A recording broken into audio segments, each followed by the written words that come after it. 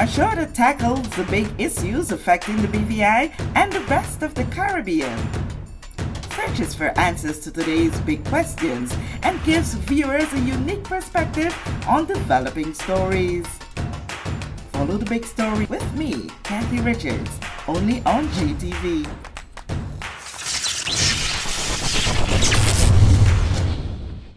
This show is brought to you by the National Bank of the Virgin Islands, Cyril B. Ramney Tertola Pier Park, NV Salon Spa Nail and Barbershop, the Wellness Center, Medical and Behavioral Health Clinics, HOV Medical, and Digicel. Sign up for Digicel Plus Home Light Bundles, faster internet, movies, and sports.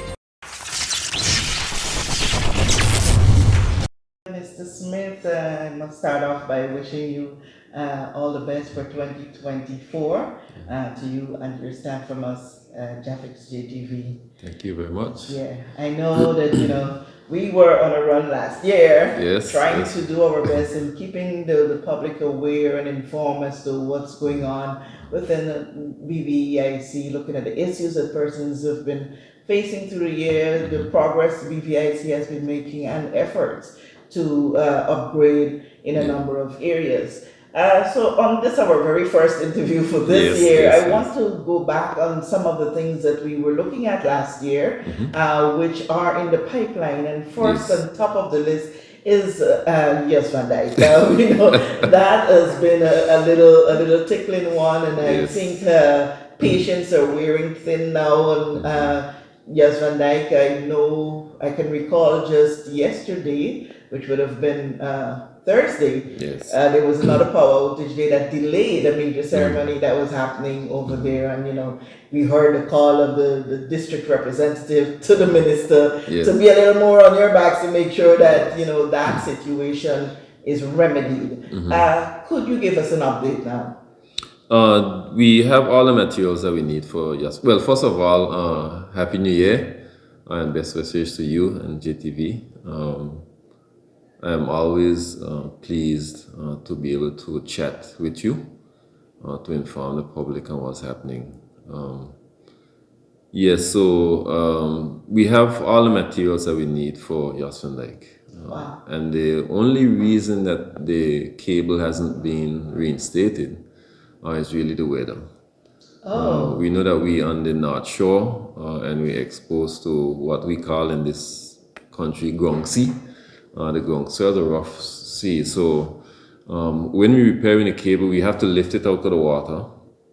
We have to cut it, and then we have to join another piece of cable onto it. That requires a stable platform. And we've historically used barges to do it.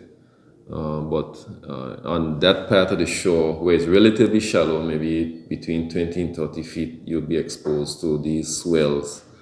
And on that side of the island is usually exposed to that. So we just trying to time the waves, and then when we feel like we have maybe a day or two, then we'll go out. We've made 2 attempts thus far to repair it. Just the weather didn't allow us to. Okay, that was within this month, or it was last month you received it? I think one was late last month and one was this month. I don't remember the dates exactly, but 2 attempts. So if the listening public goes to Soapers Hole, right next to the ferry terminal, they see a badge with a crane and some cable. That's what we have so far. So we're just waiting for the weather. Okay, so contingency plan, when that is installed, is there a plan to have that generator, that the substitute generator, remain there in the case of any other emergency that may arise? That's a good question. That has come up a couple of times. More likely than not, it'll stay there for a month or 2.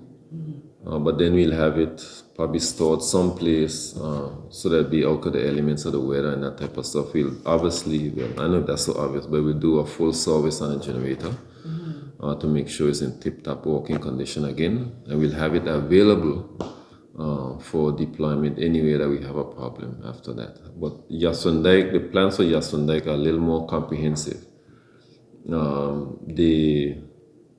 the long-term or medium-term plans for Yasundike is to have it powered at least partially, but more likely fully by renewable energy.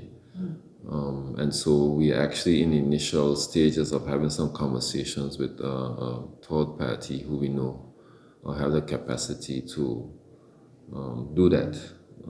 These generators, they might be wind, they might be solar, but we intend to be able to completely isolate Yasundike if we require to do so. But more likely than not, we'll use that as a contingency measure eventually. But it will be done. That's the intent. That will be done. What I'm seeing here is BVIEC moving towards more renewable energy, and to separate the sister islands from the main grid. Well, it's not to separate them, but because they're connected to the main island by subsea cables, and there are incidences where we could have faults on those subsea cables. We want the capacity to be there, that if something like that happened, then we just rely on the renewable energy sources, which they're they're more environmentally friendly. And our goal behind using renewable energy sources is to really reduce the cost to the customer. That is the number one reason why BVIEC is championing and pursuing renewable energy sources so vigorously. Because our goal, I don't know if that has ever been articulated to the public, but our goal is to reduce the cost of energy, of electricity to the general public. And to do that throughout the whole region, how my partners in the region, the other utilities, what we're doing is we going towards renewables so that we don't have to depend on fossil fuel so much, because that is the major component for the cost that the customer is exposed to. Okay, we'll come right back to the cost when it comes to going renewable and solar. Before I forget this one, while we talk about the issue with subsea cables, I know for a fact, very often when we hear of a power outage, especially on the eastern end of Tortola, whether it is generated, the problem is developed from Eastern or Virgin Gorda, both sides are affected. Yes. In number of instances. Virgin Gorda is a separate island from Tortola and the greater of Eastern, but why this happens? Why can't it be? So it happens because is a consequence of how we distribute the power to Virgin Gorda. So we have transmission lines that send power to Long Swamp, and Long Swamp has what we call a switching station. And that switching station distributes power to the eastern area, and it also distributes power to Virgin Gorda and Marina Key and Scrub Island and Great Commander. Now, if there's a problem in that switching station that affects the transmission line, everything goes up. So in many cases where you have a problem in Eastern, and Virgin Gorda goes out, it's more likely than not there's a problem with the transmission line system, where there's a fault that went up and just tripped off the transmission line. So that is why in a lot of cases when you see a problem in Eastern, you normally see another problem in Yasundike. Not Yasundike, Virgin Gorda. Yes, and while Scrub Island and Commando and those may have their backup generation generators, Virgin Gorda nor Eastern would have. Is there a plan in place to have that type of situation reduced? Well, some of the problems that we've been experiencing in Long Swamp is a consequence of a major malfunction on one of the medium voltage switches. And as a result of that, we had to bypass that and go right back up to the transmission line. So therefore, if you have a small fault that normally would have just affected the medium voltage, which I'm referring to as the 13.2, which you generally see them outside, right?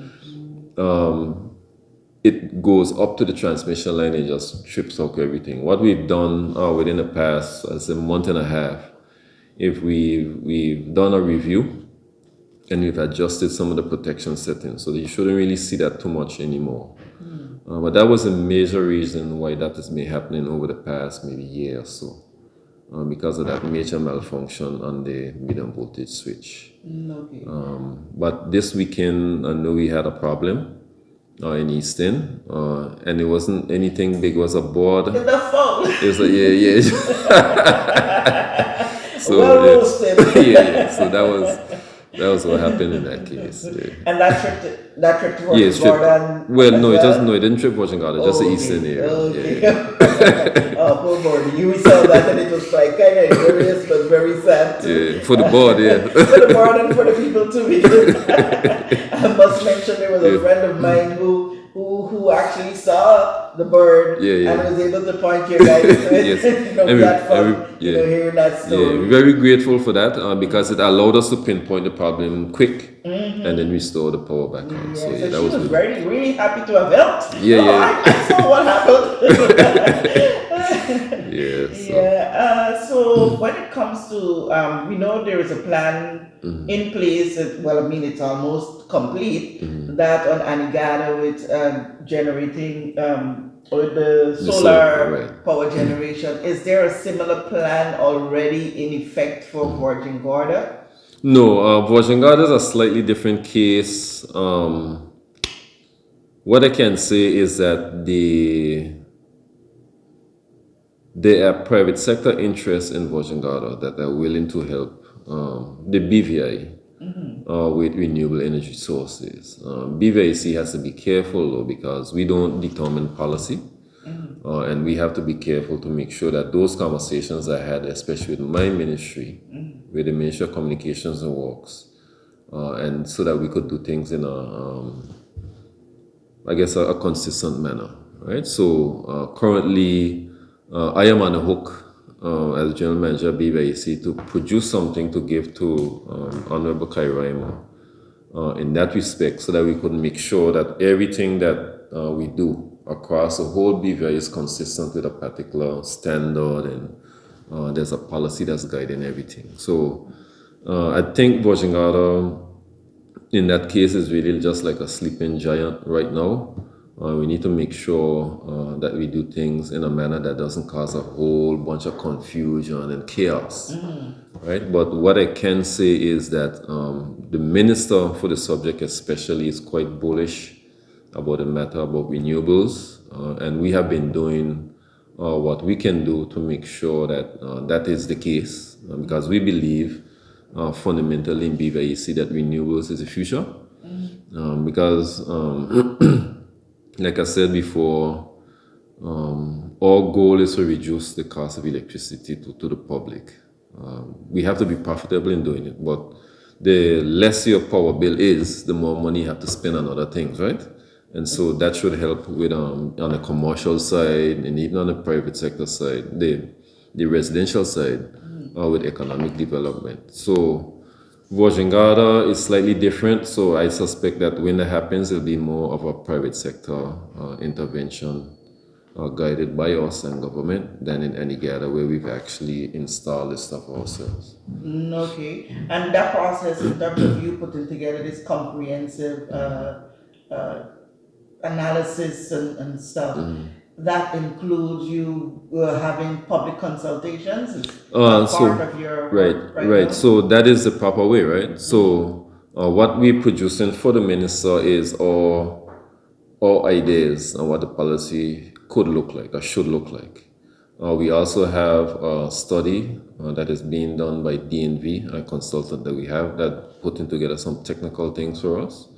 But what we'll do is we'll have the minister will look at that, and then if he deems fit, or the government deems fit, then they'll have the appropriate amount of public consultation.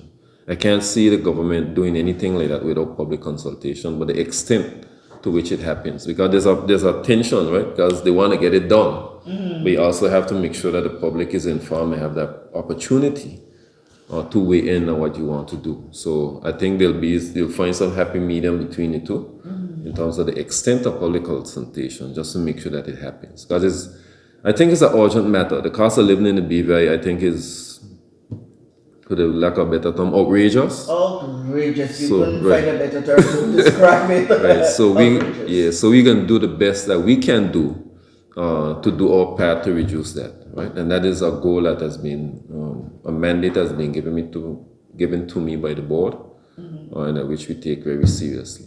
Okay, so we've touched Van Dyke, we've touched Worthing Garden. Let's go to Anegada. Okay. And we'll start at this point where there is a concern about equipment for your staff over there. I guess you would have seen the little clip that we would have published on GTV, which was shared with us with a concern.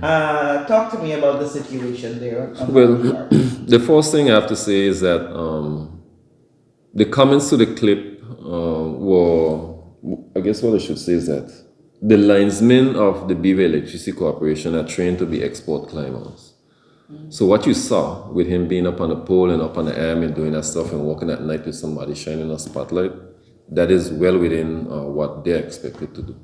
They're trained to do it, they know how to do it safely, and that is our expectation. So a bucket truck for a linesman in the BVIEC Electricity Corporation is a convenience. It's not a necessity, right? So I don't think that came out in the clip. That what you saw him doing up on the pole and walking, that's how they trained to do that. That's not out of the ordinary. They expected to do that. No, there's some other, there's a safety violation that he made that I won't reveal to the public, but which we saw and which we have to deal with internally. Right? I think we would have seen it if we are guessing right, is being strapped. No, he was strapped. He was strapped? Yeah, he was. Yeah, we checked that carefully. Oh, okay. Yeah, but they're expected to be export climbers, but there's some other procedural, there's one procedural thing that he didn't do, which we are aware of and which we're dealing with internally. But if you see a linesman from BVIEC Electricity up on a pole, up on the top of the pole, that's what they're trained to do. Okay, in instances like this, just curious, in instances like this would have gone public, you would have seen an error based on what the linesmen are trained on. Y'all ain't gonna fire him. No, he won't be fired, but he'll be, at the very minimum, spoken to very sternly. Because we have to make sure that, we've lost, in recent times, someone because they didn't do something that they were supposed to do, right? And one of the most, which I don't want to ever have to do it, is to look any of my staff's family in the face and tell them that their loved one is no longer with us, right? Because of what they were doing on the job. So what we're doing internally is we're very, I won't say harsh, but very resolute in making sure that they observe the safe practices that they're supposed to. That we have a whole suite of safety protocols that they're supposed to follow. Okay. And any time or in any event that we find that they're not even observing one of those safety protocols, we're very resolute in how we respond to it. Okay. Because my goal as general manager is to make sure that the board doesn't have to make that call. I don't have to make that call if somebody's gone because they did not follow procedures, right? And I have to, as general manager, I think that even before I get to the point of actually following through or fulfilling the mandate of the board, I think that I have a responsibility to the people who work for me to look after them, and that's what I intend to do. And if I see anything that's happening or any of my staff, management team or supervisory team sees anything that compromises our ability to look after our staff, we're going to fix it immediately and very resolutely. Okay. I know in some instances what some companies or entities would usually do is subject staff who would not have been following the necessary protocols, subject to some refreshers training or that's part of your process as well? Yes, so what we've done as a result of that and other things that we've seen recently is we're going to step up the frequency with which we do those safety trainings. So they have to go through the trainings regularly. So we just step up the frequency with which we do them. But I can say that it is my opinion that the guys I mean, once if I show up on a job, they know immediately if they're doing something wrong, you know what it is. So, with everything, people, if they could take a shortcut, they take a shortcut, right? So, but I'm, 100% confident in my abilities, or the linesmen and the technical staff of BVIEC. But what I don't have much tolerance for is when they take shortcuts and avoid safety protocols that are there to save their lives. That is what we get, they would understand when we speak to them, but I don't like it because it scares me, to be frank. Yeah, it would scare anyone, but to tell you the truth, you would hear it from the masses. Your guys, especially those in the field who have to do their lines work, they come in for some really great praises. Yeah, they're good guys. Yeah, and they're very well trained. They're very committed to the job. So I always have the best. I have compliments for them. And we have a little problems inside where they're doing things that as technical people we know that we should. And everybody don't always agree, but at least we respect each other. And we know that we're doing a dangerous job and we have to look after each other. So we have that camaraderie. I have to admit that if you see these guys, even in their private lives, they have a bond between them that I don't think much people would be aware of. Right? Yeah. And I really admire that and always encourage him to continue to do a good job. Okay, and that is why I cherish doing these kind of interviews. It's not only to throw hard balls, There's no problem, but it's also, it provides a level of education. Because like myself, like the person who would have shared the video of the linesman, we all, and you would have seen the comments, the blogs there, everyone asking where's the bucket truck, but we are not electricians, we are not lines people, but we know that the highest level of safety to us is doing it with the bucket truck. Just learning here now that they are trained for bucket trucks are secondary and not primary. That's a convenience. They don't need bucket trucks at all. They just train to do. I mean, if you could see what they can do with the abilities of which they train, most people would say, yeah, that's really amazing. Okay. And quickly before we come off of Anegada, what's next with the solar generating plants? So we expect that to come online sometime, let's say to be conservative, by the last quarter of this year. Okay. And when that happens, it'll be a grand time, I should say, right? Because we have the capacity to run a whole island from solar, but we will have to run some of the generators sometimes. Okay. So I was particularly asked to ask you this question whenever we sit again, is person seems to be of that persuasion on Anegada that despite they'll be moving to solar energy, it would not have a significant effect on their current electricity bills.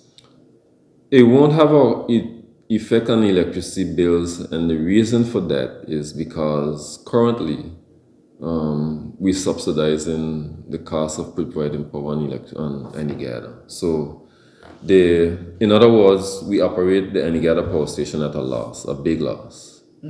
So it would be a benefit to BVIEC electricity because all of a sudden, instead of operating at a loss, you'd be operating at a profit. But because of the amount of units that we sell in Anegada, it wouldn't make a significant difference to the overall electricity bill. So in other words, everybody in the BVI pays the same electricity bill. If I'm making sense to you. So I understand. Right. So whether or not we're losing in Anegada or losing in Jasper, they're paying the same rate, they're paying the same fuel surcharge, all of that. Now, all of those things come together to determine what the cost of fuel is. So in Anegada, now that fuel cost would drop substantially because it wouldn't be used as much fuel to produce electricity, but because it's just a small portion of all electricity we produce, you will notice a significant difference. Now, the board might decide that they want to give Anegada their own electricity bill But I don't think that we should do that really at this point. Well, I could bet you'll be getting some calls and everyone's give us our own electricity bill, and, we deserve this. We are running the clock, so let's quickly go to the other burning one is that of fuel surcharge. We would have seen in December where there was a domestic the residential subsidy from government for 50%. Some people say they even see it. They really feel it because it seems as though that their bill is still so high, and a lot of people are saying that I would have conserved in a big way, so people didn't even do the usual fairy lights, because they are so pressed by the cost of electricity that they have to be paying. So Christmas was not a usual one for them. Okay, so remember what is important for them to remember is that the bill for December will be paid in January. You get it in January. We know on the 18th. Those bills, I don't think, those bills are probably calculated maybe sometime this week. So the bill that they paid in December is actually November bill. So they should be seeing the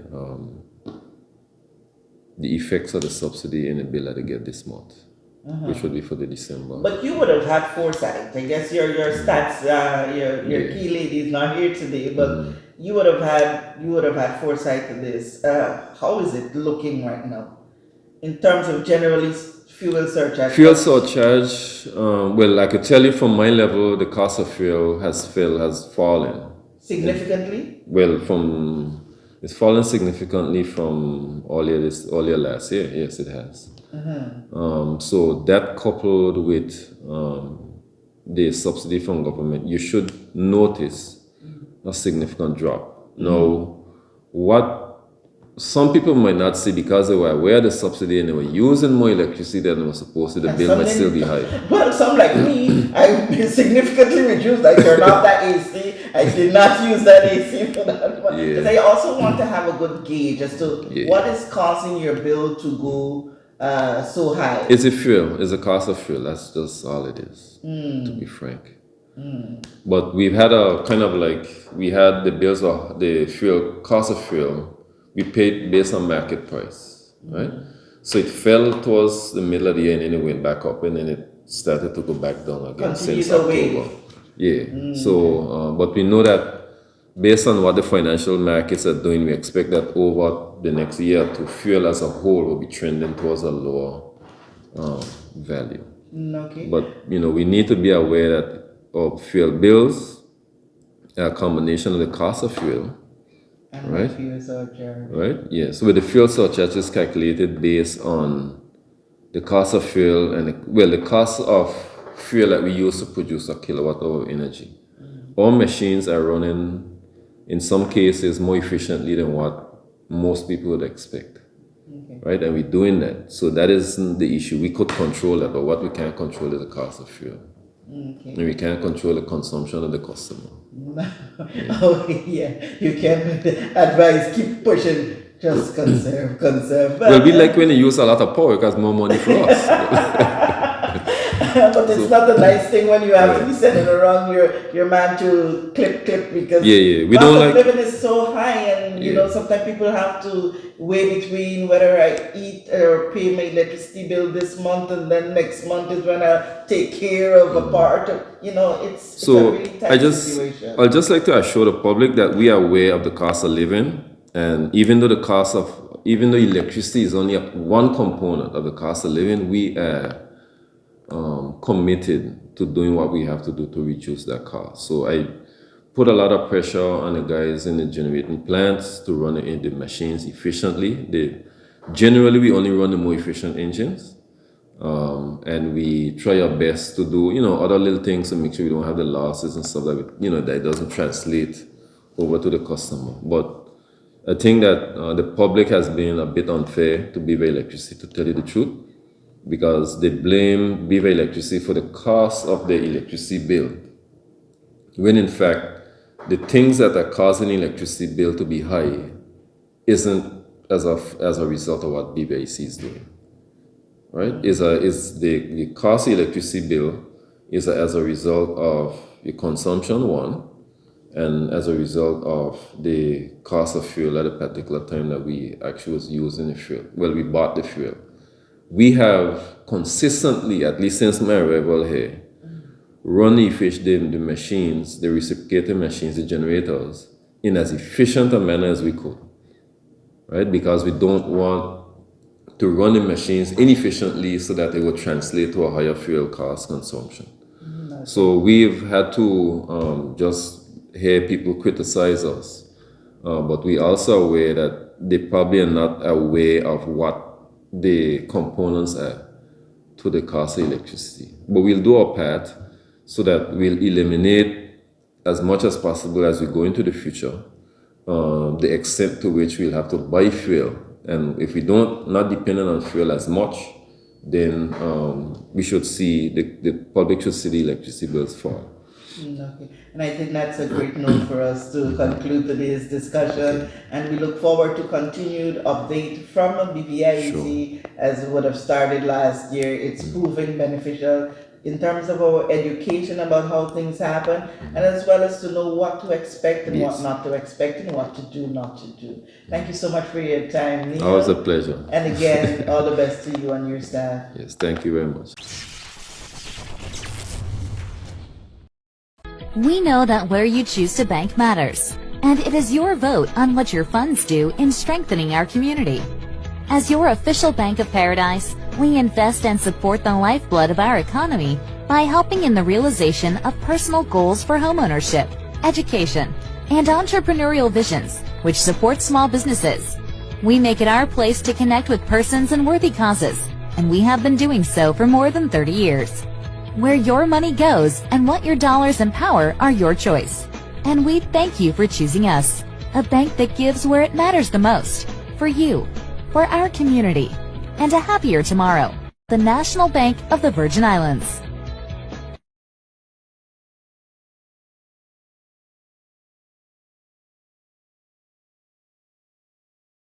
Everyone looks to the future, but no one truly knows what the future holds. The number of people under the age of 20 with type 2 diabetes could increase by 49% by 2050. Let it be known that we all have a 30% chance of developing hypertension. Globally, more than 300 million people of all ages suffer from depression. More than 60,000 young adults aged 20 to 39 are diagnosed with cancer each year. Obesity leads to problems such as stroke, heart disease, and kidney failure. No matter your race, age, or color, we are all at risk. These diseases can be managed or prevented if caught early. But with the right medicine and the right doctors to keep us on a path to live a robust and healthy life, we will live well.